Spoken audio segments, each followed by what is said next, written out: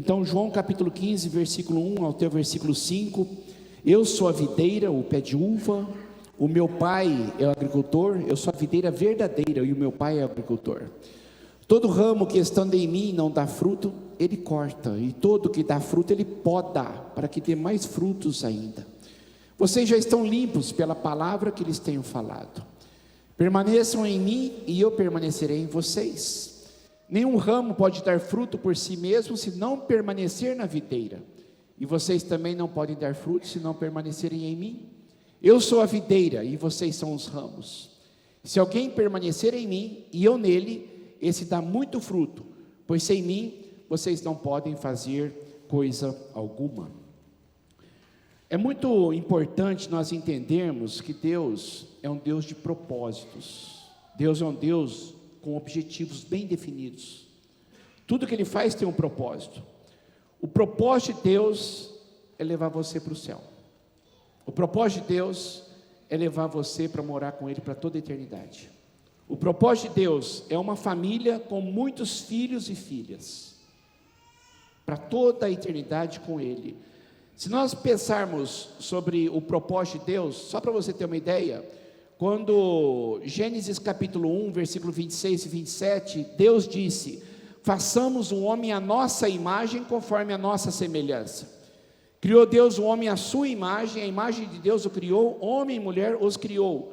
Você percebe aqui a trindade, o Deus Pai, Filho e Espírito Santo na criação.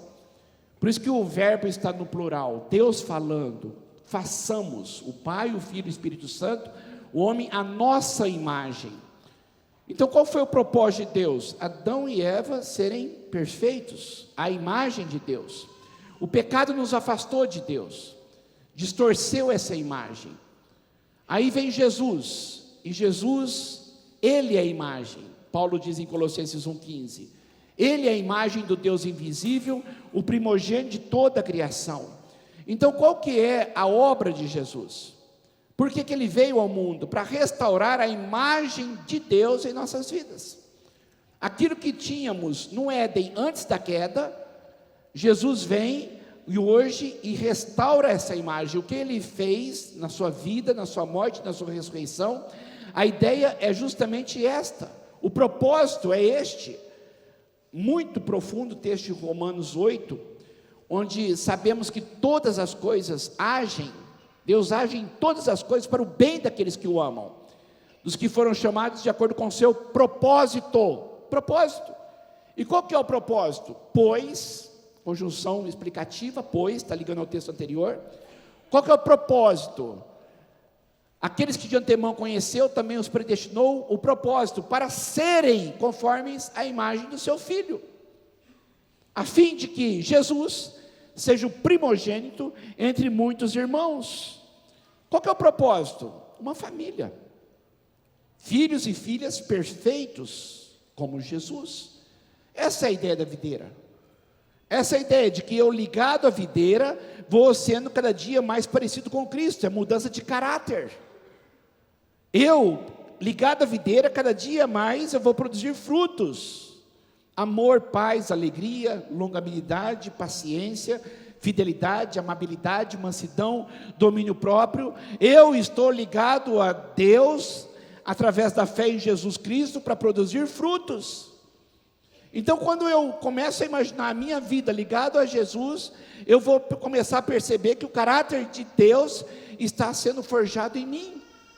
Isso é ser discípulo. Isso é muito mais do que frequentar uma igreja no final de semana. Isso é muito mais do que ter uma religião. Isso é vida eterna, isso é cristianismo. Então qual que é o propósito de Deus? Levar você para o céu. Lá você vai ser perfeito. Aqui, enquanto você estiver aqui, você vai estar lutando e lutando e lutando e lutando. Mas quando você chegar lá, Deus vai terminar a obra que começou a fazer aqui. E quando a Bíblia diz que eu sou a videira e o meu pai é o agricultor, imagina a figura da igreja aí. Nós somos os ramos ligados à videira e Deus está trabalhando em você. Deus está agindo em você. É o agricultor que poda, usando as dificuldades e aflições da vida para nos colocar limites. Qual que é o propósito de Deus? Uma família com muitos filhos e filhas iguais a Jesus? Qual que é o propósito de Deus? Levar você para o céu? Então preste atenção no que eu vou dizer. Deus está muito mais interessado no seu crescimento do que no teu conforto. Deus está muito mais interessado no teu caráter do que te dar uma vida confortável. Então a partir daí eu tenho que entender que Deus usa as dificuldades para me aprimorar. É a poda, onde Ele vai estar agindo, onde Ele vai estar abençoando a minha vida através das aflições, que muitas vezes eu não entendo o porquê no momento. Eu não entendo porquê, mas eu tenho que crer. Deus, o Senhor sabe o que faz, o Senhor é agricultor. Por que meu carro quebrou? Por que aconteceu isso? Por que aconteceu aquilo outro? Por que esse acidente? Por que essa doença? Por que isso? São questionamentos que só ferem aquilo que vai te dar força para vencer, que é a tua fé. Então eu tenho que acreditar que através da fé, eu terei a cada dia forças para saber que há um Deus que sabe como age. E eu preciso entender que Ele age através das minhas orações. Se nós pegarmos a ideia da videira, nós vamos ver Jesus prometendo ali várias vezes: peçam e eu vou responder, peçam e eu vou dar, peçam e a coisa vai acontecer. Ou seja, vocês vão receber tudo aquilo que vocês precisam. Vocês vão receber força, vocês vão receber graça, vocês vão receber poder, porque vocês estão ligados a mim. Então, conforme eu tiro da videira toda a ceifa, toda a vida, todo o poder necessário, através da oração, é através de permanecer nele, é através de estar junto dele. Não é frequentar a igreja de vez em quando, não é frequentar a igreja quando eu estou com problemas ou quando eu acho que convém, mas é permanecer. Todos os domingos aqui, insistentemente lutando, querendo, permanecendo, fazendo parte de grupos pequenos, estudando a palavra, permanecendo. E através disso eu vou ter forças e graça. Por quê? Porque Deus quer forjar o caráter de Jesus e me capacitar a amar. Eu vou dizer uma coisa para você. Quando Jesus diz em João 15, o meu mandamento é este: amem-se uns aos outros como eu os amei. É impossível alguém dizer que é cristão se não amar. É impossível. O cristão, ele é conhecido pelo amor. Não é por conhecer a Bíblia, não é por frequentar a igreja, não é por arrotar arrogância, não é por se achar melhor que os outros que não conhecem ou não têm a minha religião. Não é. O cristão é conhecido pelo amor. Eu quero que você guarde isso no teu coração, porque esta é a essência de Deus. Isto é a essência de Deus, é o amor. E Deus coloca aqui para nós um padrão: amem-se, mas como? Como eu vou amar? Como eu os amei. Então, nós colocamos um padrão. Gálatas, por exemplo, eu quero que vocês prestem atenção de que todo o mandamento, é como Paulo está dizendo, se resume num só mandamento, toda a lei, num só mandamento: ame o seu próximo como a si mesmo. Então, uma coisa que eu quero que você guarde no seu coração, e preste atenção no que eu vou dizer: uma das armas mais poderosas do diabo contra a tua vida é atingir a tua identidade.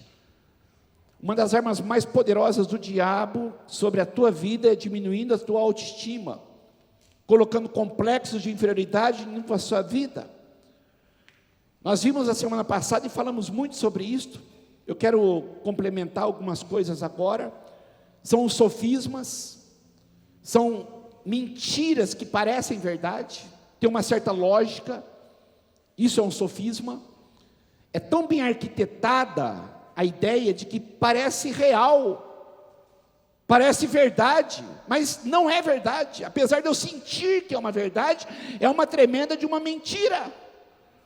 Então, quando eu pego a Bíblia e eu vejo: eu sou amado de Deus, eu sou amada de Deus, essa é a verdade, eu sou filho de Deus, eu estou ligado à videira, eu recebo da videira tudo aquilo que eu preciso para viver bem, eu tenho o poder de Deus, eu tenho o amor de Deus, eu tenho a seiva de Deus. Deus é agricultor, Ele me poda, Ele controla a minha vida, esta é a verdade. Eu sou amado por Deus, Ele está trabalhando em minha vida. Mas aí vinham sofismas, ideias falsas na minha mente. Ah, minha vida é muito difícil. Ah, minha vida não está nada fácil. Como que eu estou cansado. Por que isso aconteceu comigo?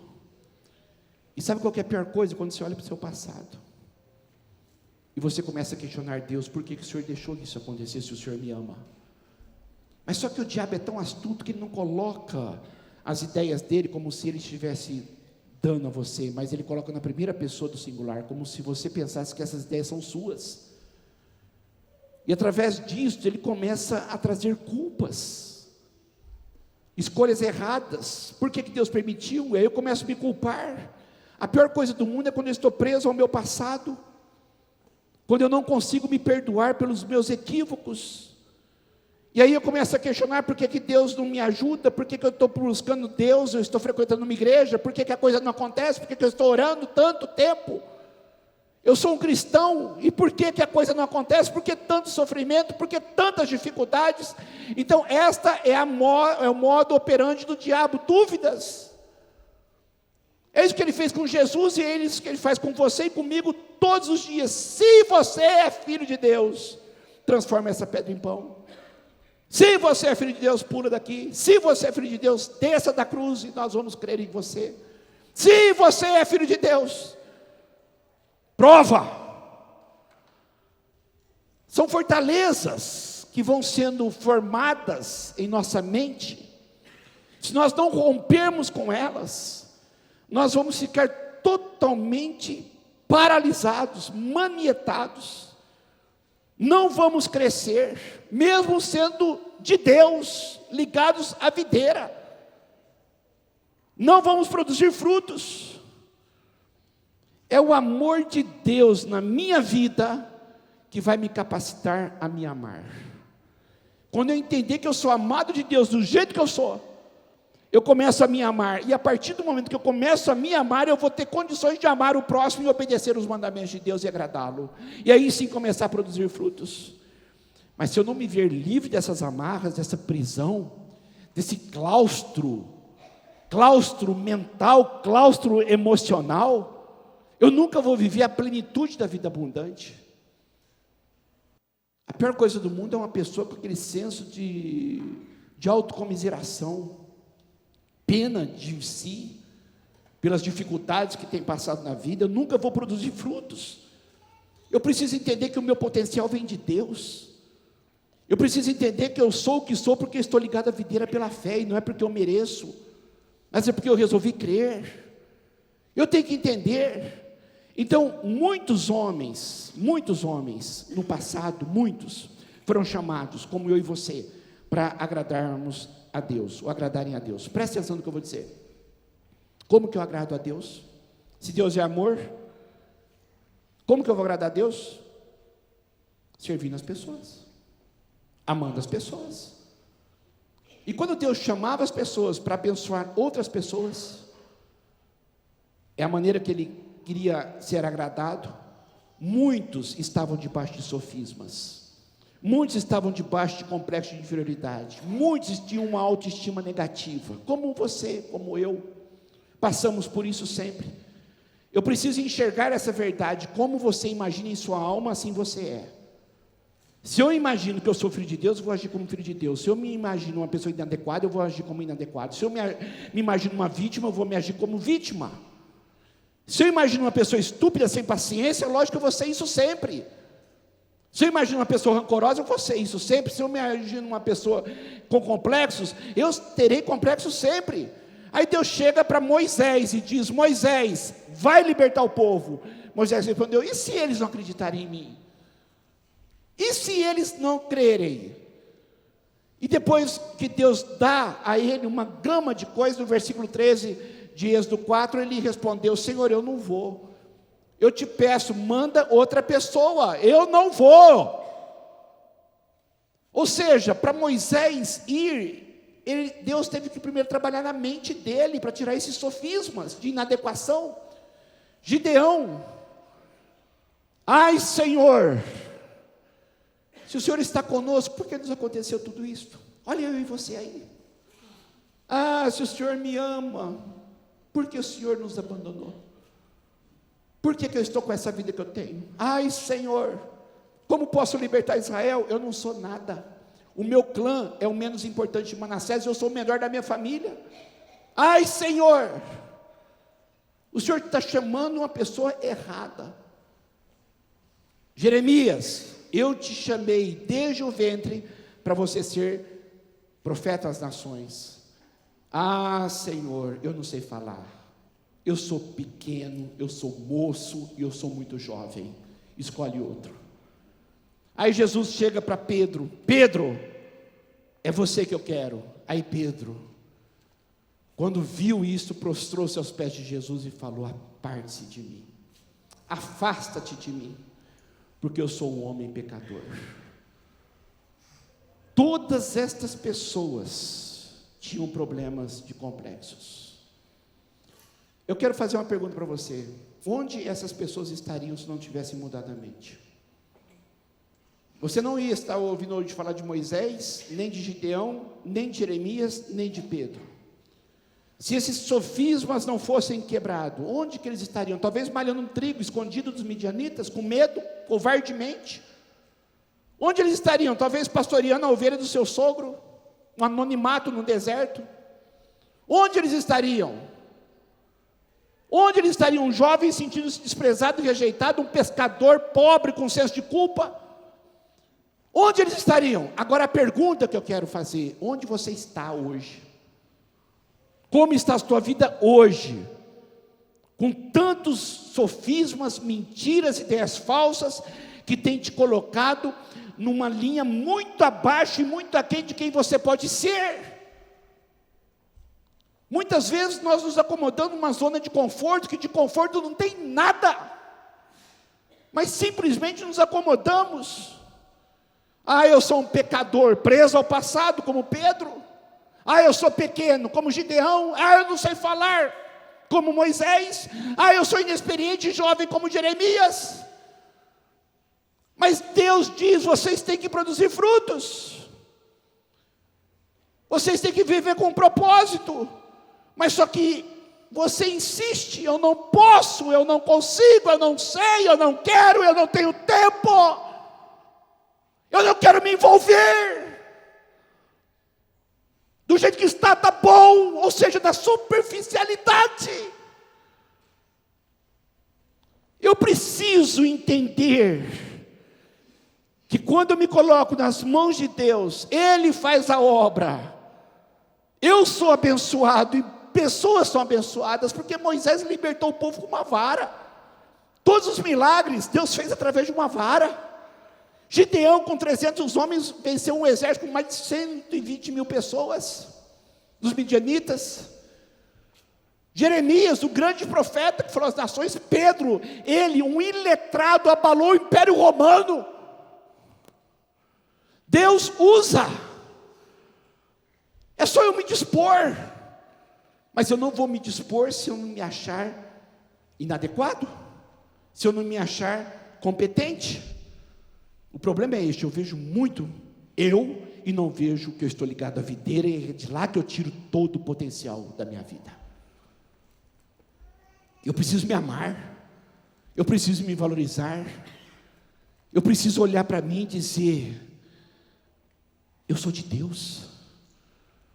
Eu acho intrigante e maravilhosa a ideia de 5.000 homens, fora mulheres e crianças, talvez 10, 12 mil pessoas serem alimentadas, porque um jovem se dispôs a chegar para Jesus e dizer: olha, eu tenho aqui 5 pães e 2 peixes, não é muito, mas é o que eu tenho, eu quero repartir. Eu quero repartir. O que Jesus fez? Multiplicou. Por quê? Porque aquele jovem se dispôs a pegar o pouco que tinha e colocar nas mãos de Cristo. E eu vou dizer uma coisa para você: sobraram 12 cestos cheios de pedaços de pão e de peixe. Presta atenção no que eu vou dizer. Aquele jovem levou 5 pães, ele podia ter comido 10, porque sobrou. Ele levou 2 peixes, ele podia ter comido 4, 5, 6, porque sobrou. Ou seja, ele mesmo poderia usufruir muito mais do que ele tinha quando ele colocou nas mãos de Deus. E não somente abençoou muitas vidas, como a própria vida dele seria abençoada também. Então eu preciso entender que o fascinante, o envolvente, o maravilhoso propósito de Deus para a sua vida é amar. O fascinante projeto de Deus para a sua vida é o propósito pelo qual eu criei você, é para me amar acima de todas as coisas. E quando você me amar acima de todas as coisas, você vai perceber que eu te amo, então você vai se amar. E quando você começar a se amar, você vai conseguir amar o próximo, porque você vai amar como você ama você. Isto é cristianismo. Isto é a essência de estarmos aqui. Isto é o que Deus tem para mim. Ame como eu amo você. Lembra qual que é o propósito de Deus? Fazer de mim uma pessoa igual a Jesus. Qual que é o propósito de Deus? Eu ser a imagem de Cristo. Aí vem o anticristo. Quem é o anticristo? O inimigo de nossas almas, que não quer que a imagem de Cristo seja forjada em nossas vidas. Então vem o anticristo. E é impressionante que o anticristo apresenta a você o maior concorrente de Deus, para você se afastar de Deus. Quando você imagina Deus como sendo a tua vida, vem o anticristo e apresenta algo ou alguém que é o maior concorrente de Deus, que é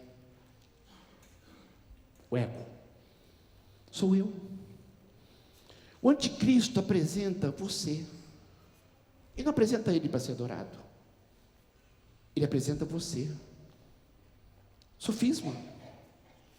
Quando Paulo diz, eu receio e quero evitar, que assim como a serpente enganou Eva, com astúcia, a mente de vocês seja corrompida, e vocês se desviem da sincera devoção a Cristo.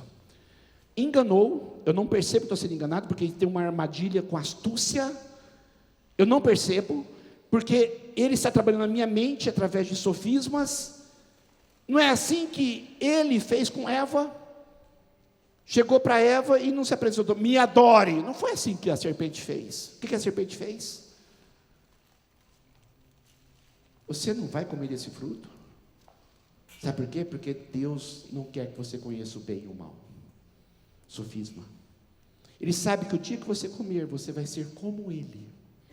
Sofisma. Conhecedor do bem e do mal. Mentiu. Mas aquela mentira apresentava uma verdade. E apresentava uma aparente verdade. Uma ideia falsa. Ela olhou o fruto, ficou encantada com a beleza do fruto, e viu que estava por trás do fruto. Eu vou ter conhecimento, eu serei como Deus. O que ela fez? Comeu e deu ao seu marido. E é por isso que hoje sofremos o que sofremos. Mas só que o diabo continua insistindo em agir em nossas vidas da mesma forma, colocando você, mas sem você perceber. Sem você perceber. Adultere, porque você merece. Para de lutar pelo teu casamento, porque você já deu o que tinha. Igreja, está cansado, para com isto. Tem muita gente falsa lá dentro. Tem muita gente falsa. Ministérios, nossa, eu já trabalhei muito, agora eu estou dando um tempo. Eu estou dando um tempo. Já viu isso? Um tempo para a vida cristã, um tempo para a vida espiritual, enterrar dons e talentos, enterrar a minha capacidade que eu recebi de Deus, porque eu acredito que eu estou cansado, que eu não quero mexer mais com gente. Sofismas.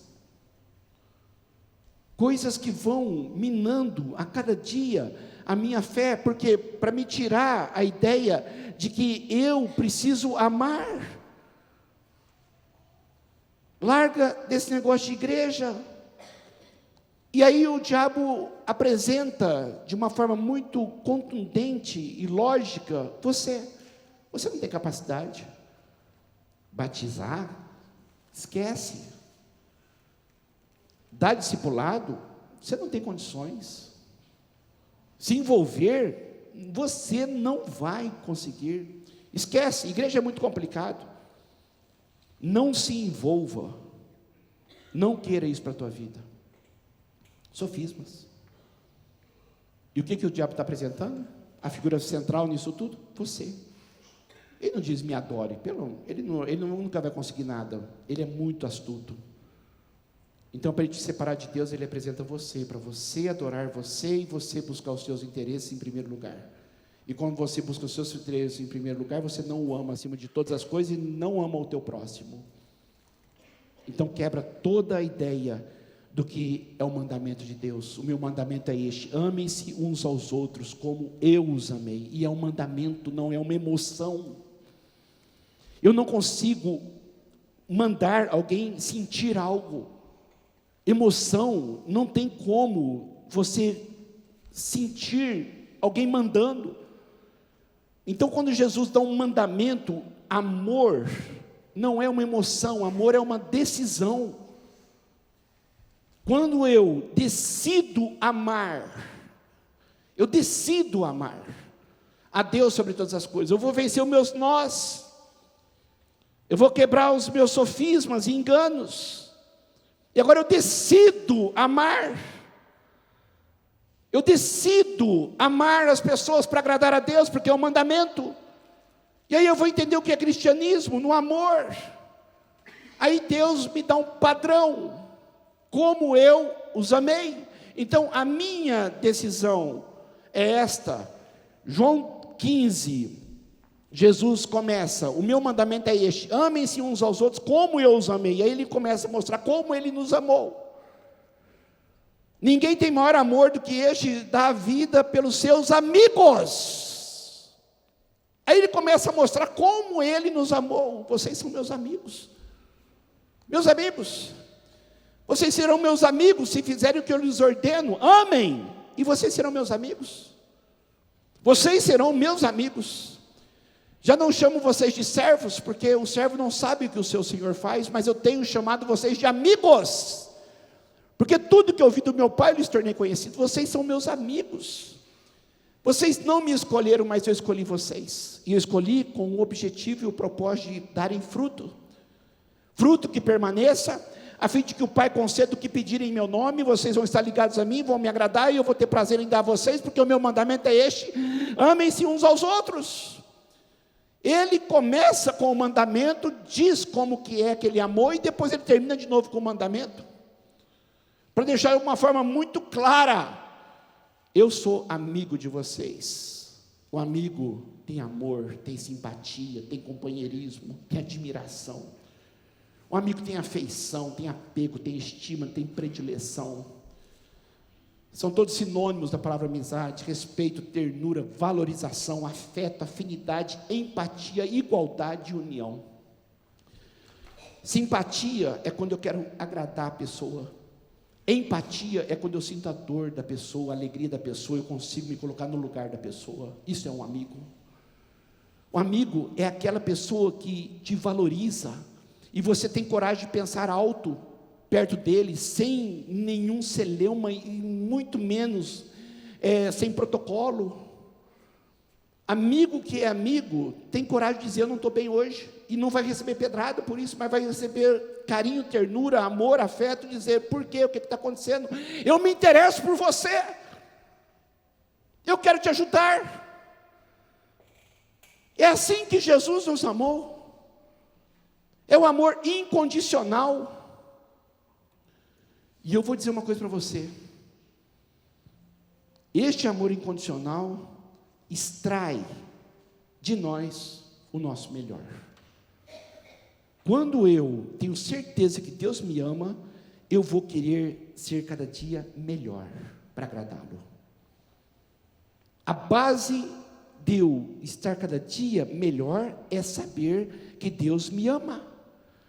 O amor faz-nos pessoas melhores. O amor muda-nos a cada dia e transforma-nos a cada dia. Então, uma coisa que eu preciso entender: quando eu lançar esse amor que eu tenho recebido pelas outras pessoas, elas vão mudar também. Na medida que eu tenho mudado, eu vou conseguir mudar pessoas com a maneira como Deus tem feito comigo, eu vou fazer com as pessoas. Aqui está a base de tudo. O amor é poderosíssimo. O amor é Deus na vida prática.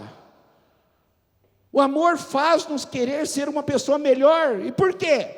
Porque eu tenho certeza que Deus me ama e eu quero agradá-lo. O que te faz ser um marido melhor? Agradar a tua esposa. E o que te incentiva a isso? Saber que ela te ama e você não quer magoá-la. E acontece o mesmo com o marido, com a esposa, com os pais, com os filhos, com os amigos. Não é assim? Quando eu amo alguém, eu quero agradar. Quando eu amo alguém e eu sei que ele me ama, Romanos 2, você despreza as riquezas da bondade de Deus, da tolerância de Deus, da paciência de Deus, não reconhecendo que é esta bondade e esse amor que te leva ao arrependimento. O que está dizendo aqui? Que o amor de Deus me impulsiona ao arrependimento. Não é imposição. Me ame. Não, eu amo você. E quando eu recebo isso e sinto isto, voluntariamente eu vou me arrepender dizendo: Deus, eu te ofendi, eu te machuquei, eu fiz o que era errado, me perdoe. Então é o amor de Deus que vai fazer com que eu seja uma pessoa melhor. O amor de Deus vai fazer com que eu mude. O amor de Deus transforma a minha vida, e através de mim transforma a vida de outras pessoas. Você quer um exemplo? Jesus ficou 3 anos e meio aqui no seu ministério terreno, desde o seu começo, do seu ministério, quando ele foi batizado por João Batista, até a sua morte na cruz, 3 anos e meio. Depois que ele saiu do deserto, tentado pelo diabo, ele voltou e chamou 12 apóstolos, discípulos, chamados também apóstolos, 12 que ficaram com ele o tempo todo.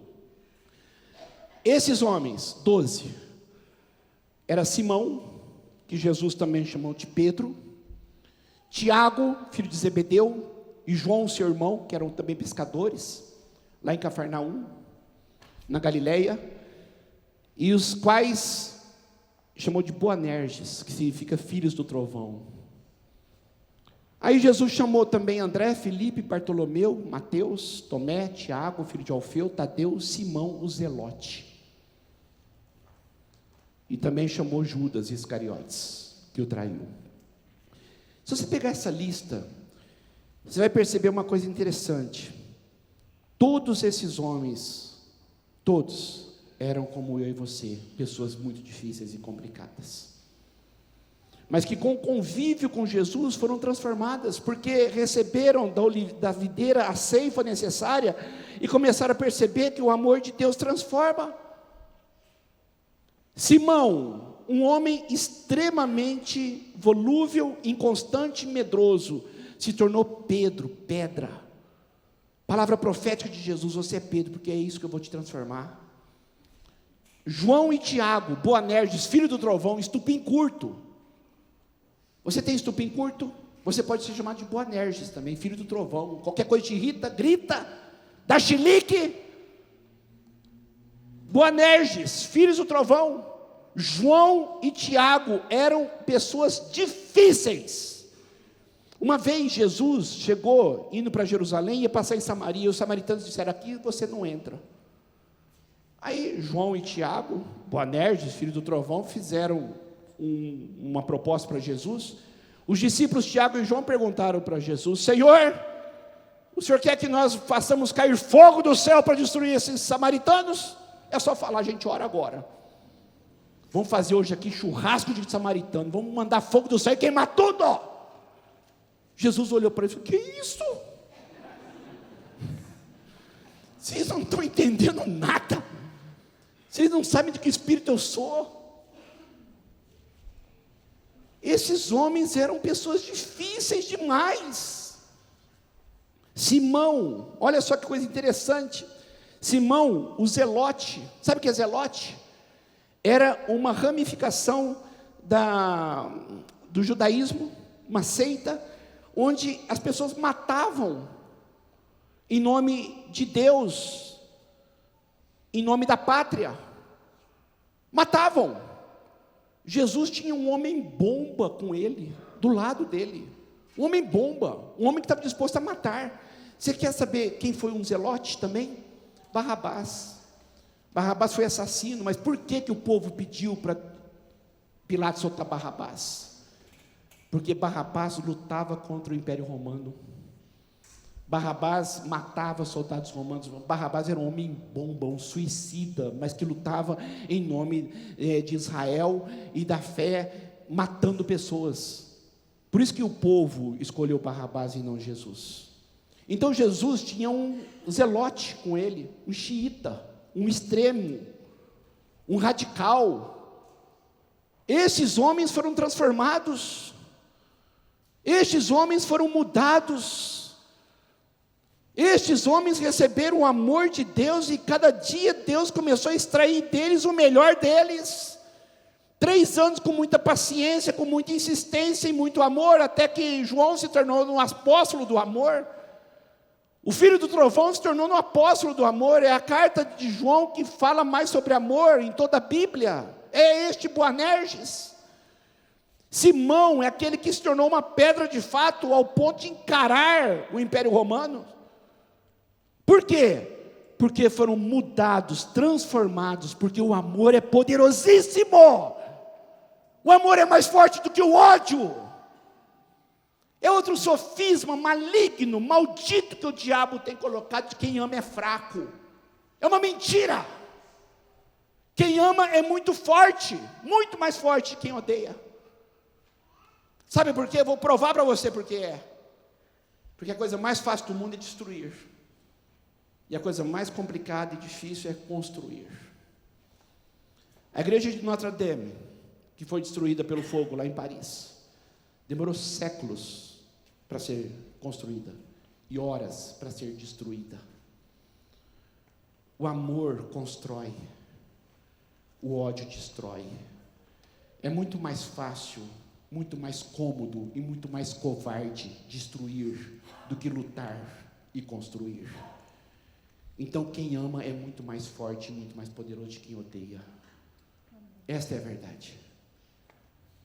Esta é a verdade absoluta de Deus para a tua vida. Ame as pessoas e creia que elas podem mudar. E pare de lançar maldição sobre a sua vida. Pare de falar, eu sou muito difícil, eu sou duro, eu não tolero coisas erradas, eu não tenho paciência, eu não tenho domínio próprio. Para de lançar maldição sobre a sua vida. Isto parece verdade porque está baseado em fatos lógicos do teu passado, mas você está ligado à videira agora, e você pode receber de Jesus tudo aquilo que é necessário para mudança e transformação na sua vida. Então construa uma vida nova, reconstrua. Agora eu vou dizer uma coisa para você, olha para mim, presta atenção no que eu vou falar.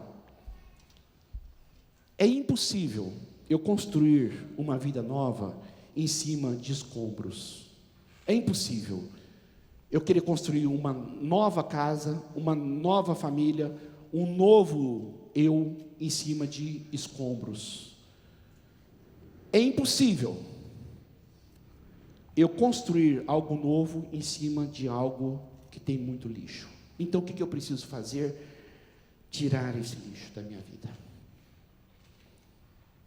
E eu vou dizer para você a maneira de fazer isto. Perdão. O perdão é a asepsia da alma. É a limpeza das emoções. É tirar de mim todo o lixo.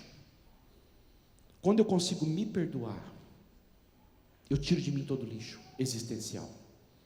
Quando eu consigo perdoar as pessoas, eu tiro de mim todo o lixo que essas pessoas tentaram jogar sobre a minha vida e eu fiquei com ele.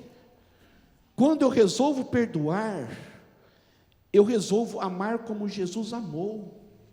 E eu começo a entender o que é estar ligado à videira e andar nos passos de Jesus, porque na cruz, as primeiras palavras que ele disse na cruz: Pai, perdoa-lhes, porque eles não sabem o que estão fazendo.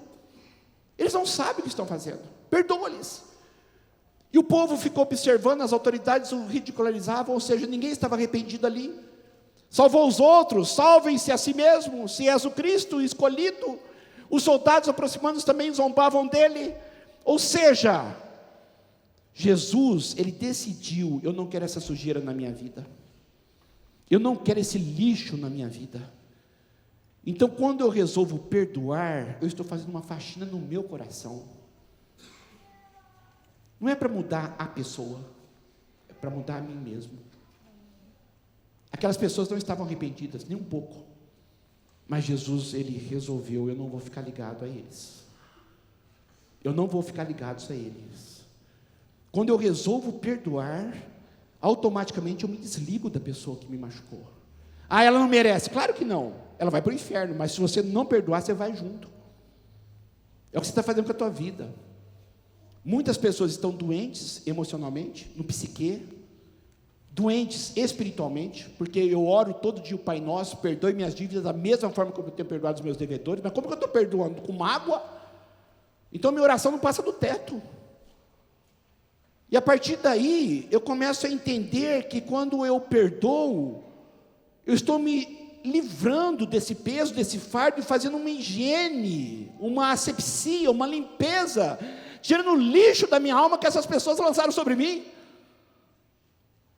Eu perdoo não é por causa dela, não, é por causa de mim.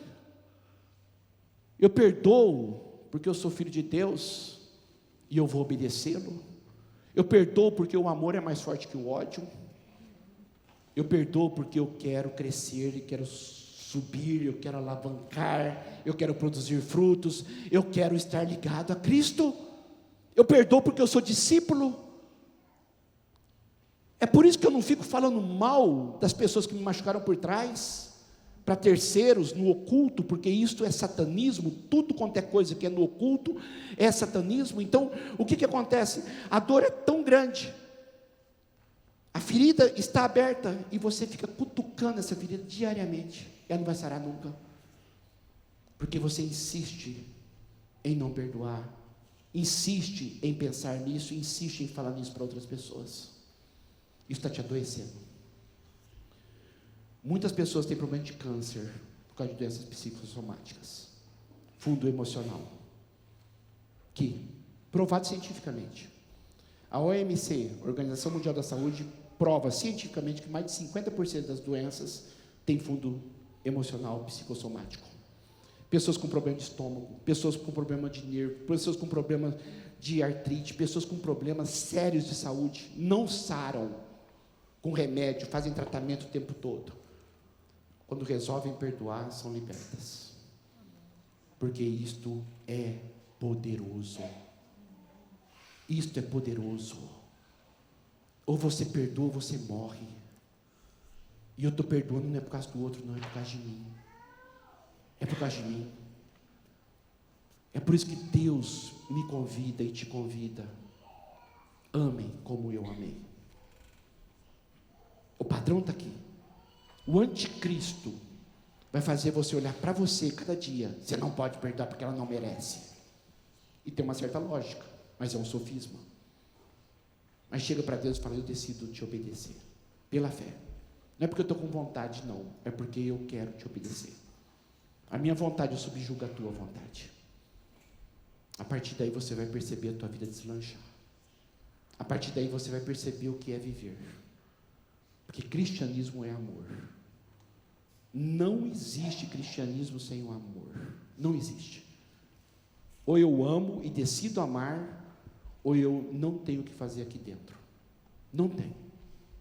Eu vou ficar aqui, mas com a minha cabeça sendo manipulada pelo Satanás, a minha vida sendo jogada lixo insistentemente com coisas ruins, eu me sentindo menosprezado, eu me sentindo pequeno, eu me sentindo diminuto. Rompa com isto e comece a viver. Deus te chama hoje para a vida em abundância. Que Deus te abençoe em nome de Jesus. Participe dos nossos cultos na Avenida Sacadura Cabral, 1354, entre as ruas 32 e 34, no bairro Aeroporto. Nosso telefone 17 3323 4766. Acesse www.segundaipb.com.br. Deus abençoe.